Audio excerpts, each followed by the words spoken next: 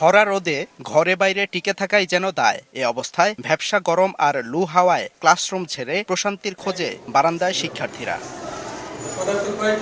কর্তৃপক্ষের নির্দেশে কড়া রোদ মাথায় নিয়েই বিদ্যালয়ে আসছে শিক্ষার্থীরা। ফ্যানের নিচে বসেও নেই স্বস্তি, চলন্ত ফ্যানের বাতাসেও আগুনের তেজ।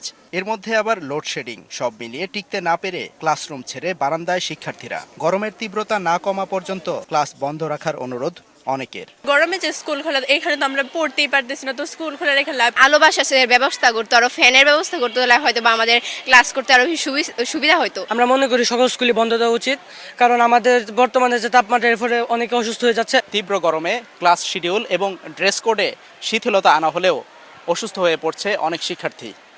স্কুল কর্তৃপক্ষ বলছে মন্ত্রণালয়ের নির্দেশনা পেলে অনলাইন ক্লাস চালু করবেন তারা। মন্ত্রণালয়ের নির্দেশনায় গরমের মধ্যেই স্কুল খোলা রাখতে বাধ্য হচ্ছেন শিক্ষকরা। গরমে অনেক শিক্ষার্থী অসুস্থ হয়ে পড়ায় আতঙ্কিত শিক্ষকরাও। অনলাইনে ক্লাস করানোর বিষয়ে এই ধরনের আমাদের এখনো মাধ্যমিক অধিদপ্তর থেকে কোনো পরিবর্তন জারি হয় নাই। আমরা এদিকে এখনো কোনো সিদ্ধান্ত নিচ্ছি না। সকাল 10টা থেকে বিকাল 4টা আমরা একটু সময়টা কমিয়ে নিয়ে আসছি। আমরা হয়তো বা 1টা-1.5টার দিকে ছুটি দিয়ে দিই আর কি।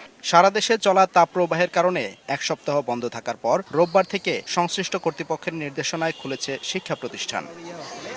সাদিকুর রহমান, সময় সংবাদ, ময়মনসিংহ।